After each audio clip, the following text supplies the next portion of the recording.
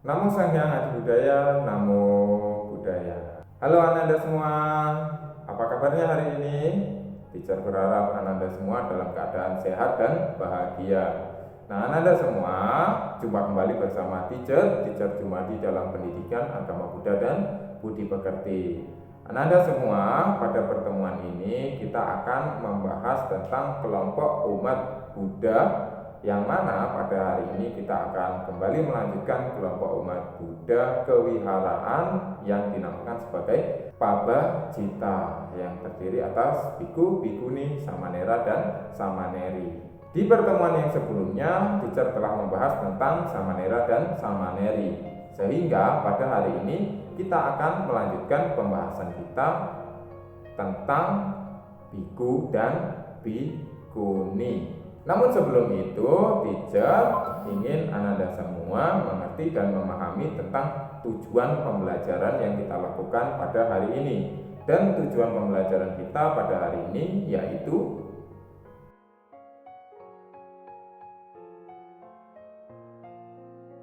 Oke Ananda semua, di pertemuan yang sebelumnya kita telah membahas bagaimana tahap untuk menjadi seorang biku dan bikuni. Ya, tahap untuk menjadi seorang biku dan bikuni adalah yang pertama harus menjalani latihan sebagai seorang samanera ataupun samaneri. Samanera itu bagi seorang laki-laki dan samaneri itu bagi seorang perempuan. Nah, setelah menjalani latihan menjadi seorang samanera maupun menjadi seorang samaneri, kemudian di dalam kurun waktu tersebut dipantau dan di bawah bimbingan seorang guru spiritual. Setelah menjalani sekian waktu pelatihan, kemudian mendapatkan rekomendasi dari guru pembimbing maupun guru spiritual, seorang biku yang menjadi pembimbing dari samanera maupun samaneri. Nah, guru atau biku tersebut kemudian merekomendasikan seorang samanera atau samaneri untuk ditahbiskan atau diupasampada menjadi biku dan bikuni. Biku adalah umat Buddha laki-laki yang kemudian menjalani kehidupan dengan meninggalkan kehidupan berumah tangga menjadi seorang pabajita. Sedangkan bikuni adalah umat Buddha perempuan yang kemudian meninggalkan kehidupan duniawi dan menjadi seorang pabajita atau menjadi bikuni. Kemudian di dalam sejarah perkembangan agama Buddha atau dalam riwayat hidup Buddha Gautama, kita telah mengetahui bahwa siapakah biku yang pertama di dalam Buddha Sasana saat ini. Biku yang pertama di dalam Buddha Sasana ya tentu saja adalah Pancawagya Biku, yang mana terdiri atas Kondanya, Badia, Wapa, Asaji, dan Mahanama. Dari 5 petapa tersebut ya, dapat disimpulkan bahwa hanya Kondana atau Bante Kondanya atau Biku Kondanya adalah biku pertama di dalam Buddha Sasana saat ini, yang mana yang Arya Kondanya ini adalah beliau yang pertama kali untuk memahami ajaran dari Sang Buddha, kemudian ditahbiskan menjadi Buddha dengan ehhi, biku, dan mencapai pencerahan menjadi arahat. Nah, kemudian untuk bikuni di dalam agama Buddha atau di dalam riwayat kehidupan Buddha Gautama, bikuni yang pertama dalam Buddha Sasana saat ini yaitu adalah bikuni Mahapajapati Gautami, yang dahulunya merupakan ibu sambung dari Pangeran Siddhartha. Nah, kemudian dilanjutkan dengan 500 wanita sakya lainnya diupasampada menjadi bikuni dan terbentuklah Sangga Bikuni. Kemudian Ananda semua, bagaimanakah syarat-syarat bagi seorang umat Buddha yang ingin menjadi biku maupun menjadi bikuni? Syarat-syarat bagi seorang yang ingin menjadi biku ataupun bikuni, yaitu yang pertama harus melalui latihan menjadi samanera maupun samaneri. Kemudian dia berusia 20 tahun, tidak memiliki cacat secara fisik maupun mental, serta tidak dalam proses pengadilan atau hutang piutang, ya, tidak dalam kasus perkara pidana maupun perkara perdata. Yang nomor 2 yaitu sangha yang mentahbiskan itu minimal ada 4 orang biku tera. Biku tera artinya adalah mereka yang telah menjalani 10 tahun masa wasa atau dikatakan sebagai catuwaga, ataupun dapat lebih dari 4 orang biku yang telah menjalani atau telah menjadi tera. Antara lain yaitu jika dihadiri oleh 10 tera maka dikatakan sebagai dasawaga.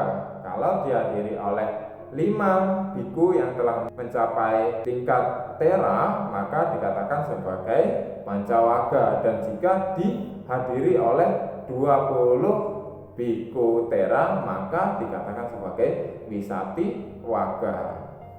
Nah, kemudian yang ketiga yaitu ditahbiskan di dalam garis sima. Garis sima artinya adalah batas-batas yang telah ditentukan. Kemudian yang keempat, ada seorang guru atau acarya yang mengusulkan calon biku agar ditahbiskan, kemudian menyusul 3 pertanyaan yang menerangkan dan mempertahankan usul pertama, diajukan kepada sangha untuk disetujui. Yang kelima yaitu setelah disetujui oleh para biku dalam anggota sangha yang akan mengupasampada atau ditahbiskan, barulah kemudian dapat dilaksanakan upasampada atau pentahbisan bagi calon biku maupun bikuni. Nah, setelah ditahbiskan barulah dinyatakan menjadi seorang biku maupun bikuni. Selain dari 5 syarat tersebut, ada 4 syarat lain yang harus dipenuhi untuk persyaratan upasampada yang dilakukan oleh sangga. Yang pertama yaitu kesempurnaan materi atau watu sampati. Kemudian yang kedua yaitu kesempurnaan pesamuan atau parisa sampati. Dan yang ketiga yaitu kesempurnaan batas atau sima sampati. Dan yang keempat yaitu kesempurnaan pernyataan atau karmawaca sampati. Sila bagi para biku dan bikuni. Sila bagi para biku dan bikuni ini disebut sebagai winaya atau patimokkha sila. Dalam 2 tradisi besar sangha atau mazhab di agama Buddha, yaitu Theravada dan Mahayana saat ini, bagi seorang biku Theravada ini melaksanakan 227 sila, sedangkan bagi biksu Mahayana ini menjalankan 250 sila. Kemudian bagi seorang bikuni Theravada itu menjalankan 311 sila, sedangkan bagi bikuni Mahayana itu menjalankan 348 sila. Setelah seorang samanera ditahbiskan atau diupasampada menjadi seorang biku maupun bikuni, kemudian mengambil sila dan dinyatakan resmi menjadi seorang biku maupun bikuni, maka biku ataupun bikuni yang baru ditahbiskan tersebut ini akan menjalani masa kebikuan atau masa pelatihan menjadi seorang biku dalam pengawasan sang guru. Kemudian yang selanjutnya kita akan membahas tentang tingkatan kebikuan berdasarkan masa wasa. Masa wasa artinya adalah masa di mana seorang biku menjalani kehidupan atau menjalani latihan selama musim penghujan untuk melatih diri dan kemudian juga menyempurnakan sila serta pengembangan di dalam spiritual. Yang pertama, berdasarkan masa wasa ini ada yang dikenal sebagai tera maupun teri, ya. Tera ataupun teri di dalam masa kebikuan ini dijelaskan bahwa ketika seorang biku muda ini mampu menjalani winaya ataupun peraturan bagi seorang biku maupun bikuni dengan baik selama 10 wasa, yaitu 10 kali melewati musim hujan, maka biku itu disebut sebagai tera atau masa kebikuan 10 tahun. Bagi seorang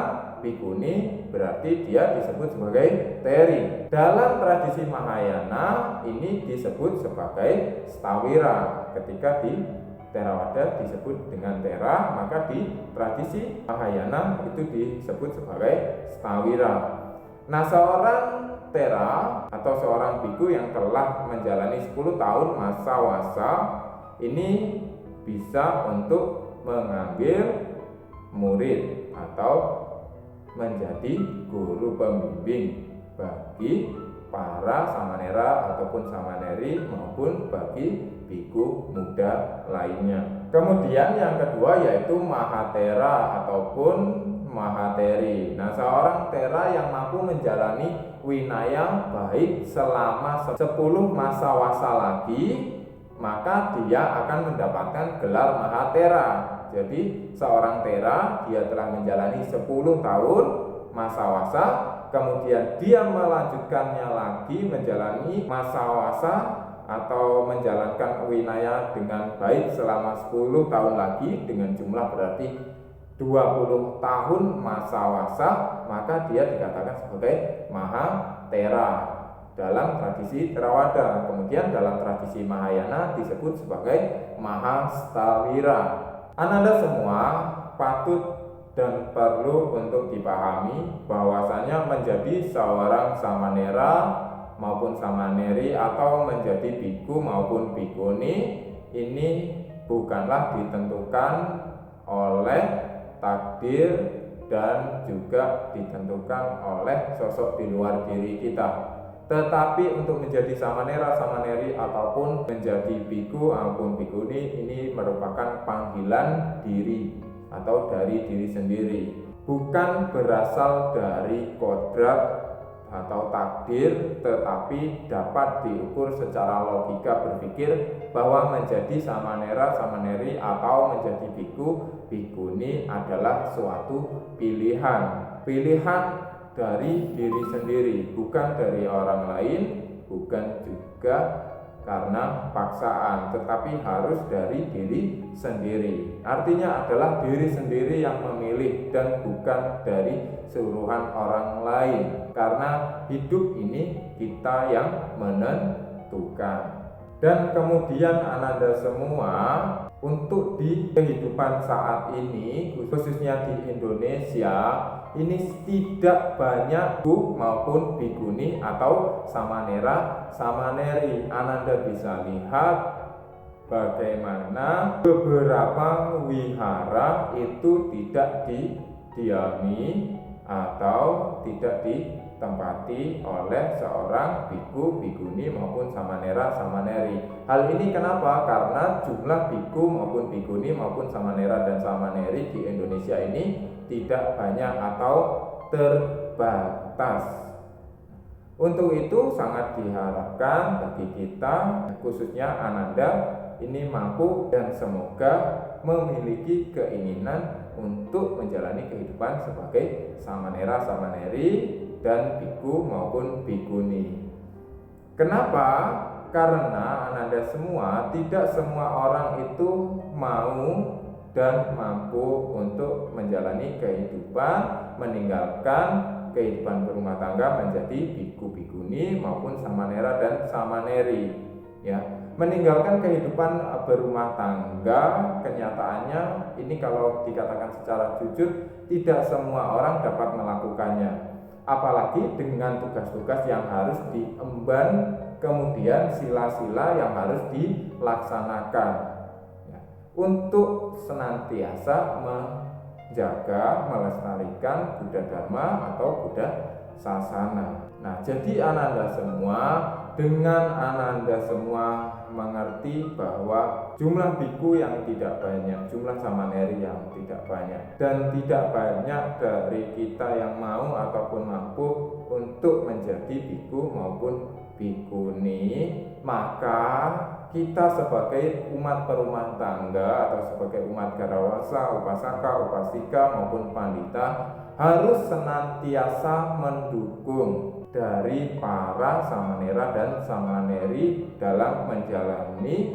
latihan sebagai seorang pabajita, baik dukungan secara moral maupun dukungan secara pemenuhan kebutuhan untuk melangsungkan kehidupan demi menjaga atau demi menjalani latihan, ya, dengan cara kita menyokong dana kepada para pabajita. Kemudian kita juga harus senantiasa melindungi para biku dan bikuni, samanera dan samaneri. Melindungi dari apa?